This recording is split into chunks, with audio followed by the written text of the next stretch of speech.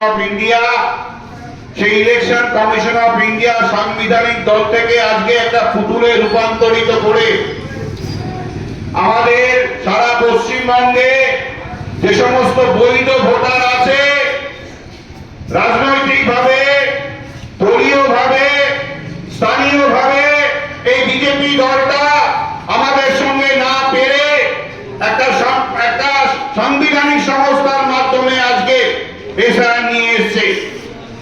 আমাদের দল প্রথম দিন থেকে, আমাদের নেত্রী প্রথম দিন থেকে, আমাদের সুযোগ্য সেনাপতি প্রথম দিন থেকে এই এসআইআর এর যে পরিকল্পনা সেটার এগেইনস্ট করেনি, সেটার বিরুদ্ধচারণ করেনি।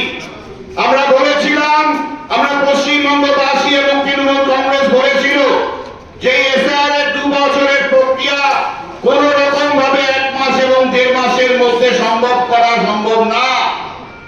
এই 1-2 বছরের প্রক্রিয়াটা 1-1.5 মাসের মধ্যে এনে আমাদের পশ্চিমবঙ্গে আজকের ডেটে 126 জন শহীদ হয়েছে নানান ভাবে।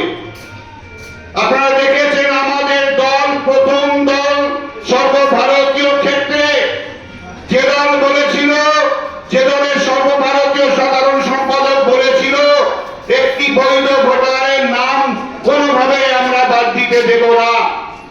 আমাদের মাননীয় মুখ্যমন্ত্রী বলেছিল যে বৈধ ভোটারের একটা নাম যদি বাদ যায় তাহলে আমরা সুপ্রিম কোর্টে চ্যালেঞ্জ করব।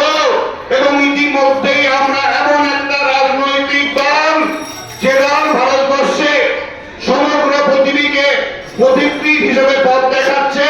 কেননা আমাদের দলের যে ডিমান্ড ছিল, আমাদের পশ্চিমবঙ্গবাসীর যে চাহিদা ছিল, সুপ্রিম কোর্ট সে সমস্ত চাহিদাকে মান্যতা দিয়েছে। আমরা প্রথম দিন থেকে বলেছিলাম যে লজিক্যাল ডিসক্রিপেন্সি যে লিস্ট, সেই লিস্ট প্রত্যেক অঞ্চলে অঞ্চলে, প্রত্যেক বুথে বুথে, প্রত্যেক পঞ্চায়েতে পঞ্চায়েতে দিয়ে দিতে হবে। সেই অর্ডার মহামান্য সুপ্রিম কোর্ট ইতিমধ্যেই দিয়েছে।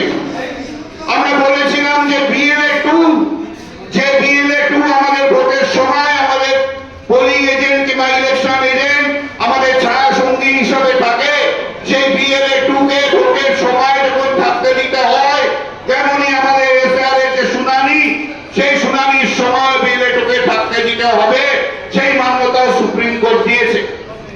আমরা বলেছিলাম যে মাধ্যমিকের অ্যাডমিট কার্ড, যেটা সর্বজন স্বীকৃত, মাধ্যমিকের অ্যাডমিট কার্ডকে স্বীকৃতি দিতে হবে, সেটা মহামান্য আদালত বলেছে।